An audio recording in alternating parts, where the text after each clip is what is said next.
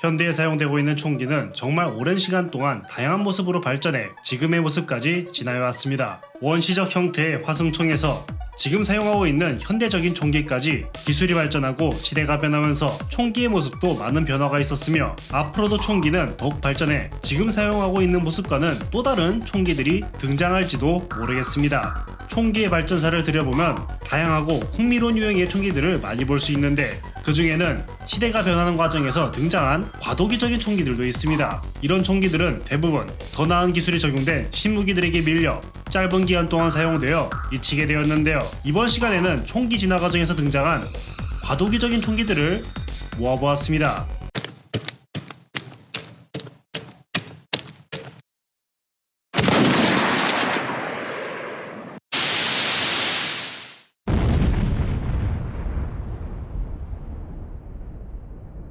휠락은 태엽이 돌면서 발생하는 마찰로 점화약에 불이 붙으면서 격발하는 초창기 머스킷 중 하나입니다. 초창기 머스킷이 다들 그러듯 이런 일련의 과정이 워낙 오래 걸리다 보니 한번 발사한 뒤 재장전을 하는 시간이 상당히 오래 걸렸는데요. 휠락이 개발된 시기는 대략 1490년대 즈음인데 우리가 과거 유럽에 총격전하면 을에 떠올리는 라인 배틀이 18세기에 와서야 그 틀이 잡혔고 이 휠락이 개발된 15세기 당시의 유럽은 중세 말기에 해당하는 시기입니다. 전통적인 백병전이 주를 이루는 데다가 기마병들까지 왕성하게 활약하는 시기였는데 이렇게 칼과 창 같은 냉병기 간의 싸움 속에서 총잡이들은 사격한 다음 여유롭게 재장전을 하고 있을 시간이 턱없이 부족했습니다. 더군다나 손만 뻗으면 적이 닿을 만한 근거리 교전이 자주 일어나는 이유로 길단한 라이플보다는 아무래도 짧은 총기가 조금 더 사랑받았는데요. 그렇기 때문에 당시 개발된 휠락 총기들을 보면 전반적으로 카빈형이나 권총형 같은 짧은 총기가 많았으며 손잡이 부분을 두껍고 뭉툭하게 만들거나 심지어 손잡이에 금속을 둘러놓은 총을 상당히 많이 발견할 수 있습니다. 이는 사격한 다음 재장전을 하는 것이 아니라 총기를 돌려잡아 손잡이 부분으로 적을 때려잡는 둔기로 사용하기 위한 디자인인데요. 지금에야 이게 무식해 보이지만 당시의 기술력과 전장 상황을 고려해본다면 이는 당연한 선택이고 탁월한 디자인이겠지만 여기에서 한 발 더 나아가는 휠락 총기들은 아예 본격적으로 냉병기의 모습을 하고 있는 총들도 있습니다. 이 총기는 그냥 보기에 결코 총으로 보이기는커녕 전통적인 유럽형 베이스와 흡사한 모습을 보여주고 있는데요. 자세히 보면 가운데 부분에 휠락의 태엽 파츠도 있고 자그마한 방아쇠까지 볼 수 있습니다. 형태는 메이스에 가깝지만 사실 휠락 피스톨인 셈이죠. 짧은 총 시대는 철편을 붙여놓은 플랜지드 메이스 형태를 보여주고 있으며 손잡이 부분까지 둥그렇고 무거운 금속을 달아놓은 것을 볼 수 있습니다. 게다가 총기 전반적으로 수려한 금속 세공이 들어간 것을 볼 수 있는데 당시 일반적인 휠락 총기의 가격도 평범한 집 한 채의 가격과 맞먹는 엄청난 사치품이었습니다. 그런데 이렇게까지 화려한 세공이 들어간 휠락 피스톨이라면 이 총기를 소유하고 있던 사람은 상당한 부자인데다가 지위까지 높은 귀족이었던 것이 분명하죠. 이외에도 도끼나 소드 일체형 휠락까지 이 과도기적인 총기는 많은 바리에이션이 있습니다.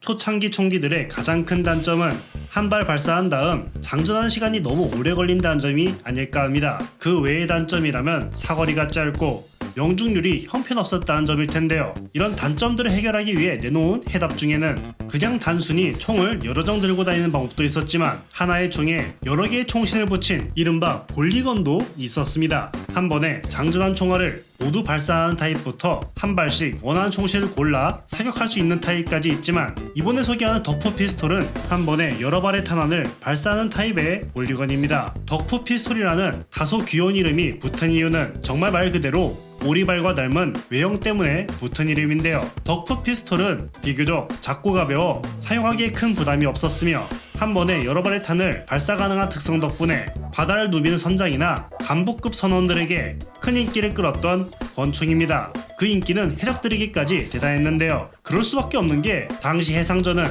배 위에 상륙하여 버리는 백병전이 상당히 빈번하게 일어났으며 바다 위 불안정한 배 위에서는 길고 무거운 라이플보다는 이렇게 작고 귀여운 덕프 피스톨이 제격이었을 겁니다. 다만 총신의 방향이 제멋대로고 적과 아군이 뒤엉켜 싸우는 선상 전투에는 자칫 잘못하다가는 적에게뿐만 아니라 아군에게까지 피해가 갈 수도 있을 것 같네요.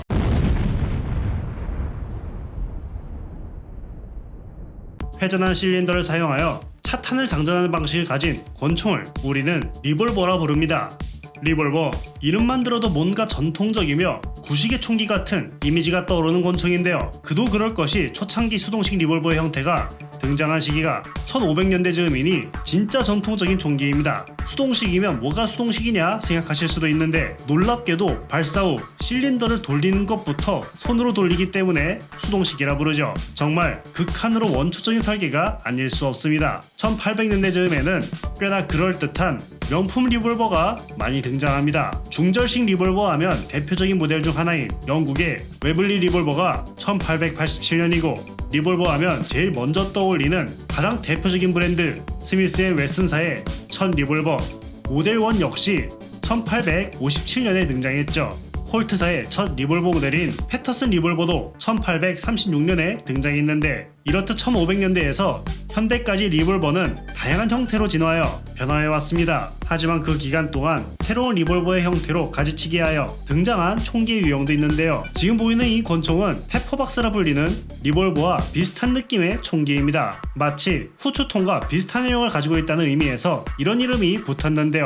페퍼박스와 리볼버의 차이는 하나의 총열과 회전한 실린더로 구성된 리볼버와는 달리 페퍼박스는 회전한 실린더가 총열의 역할도 가능할 정도로 길다란 특징이 있습니다. 마치 게틀링 기관총과 비슷한 구조를 가진 권총인 셈이죠. 페퍼박스 총기가 처음 등장한 시기는 1700년도 후반이지만 가장 널리 사용되고 인기를 끈 시기와 장소는 1800년도 남북전쟁 시기 미국입니다. 하지만 그 인기도 잠시 페퍼박스 총기들은 점점 발전되어가는 리볼버에 밀려 빠르게 잊혀갔는데요. 그 이유는 몇 가지 큰 단점 때문입니다. 총열이 하나인 리볼버에 비해 총신의 수가 많은 페퍼박스는 그만큼 무게가 무거울 수밖에 없었으며 총신 수만큼 관리에 더 많은 시간이 소요될 수밖에 없었습니다. 그리고 격발할 때 일어나는 불길에서 튄 불똥이 다른 총신에 옮겨 붙으면 연쇄적으로 여러 발의 총알이 한 번에 발사되는 현상이 자주 일어날 수밖에 없었거든요.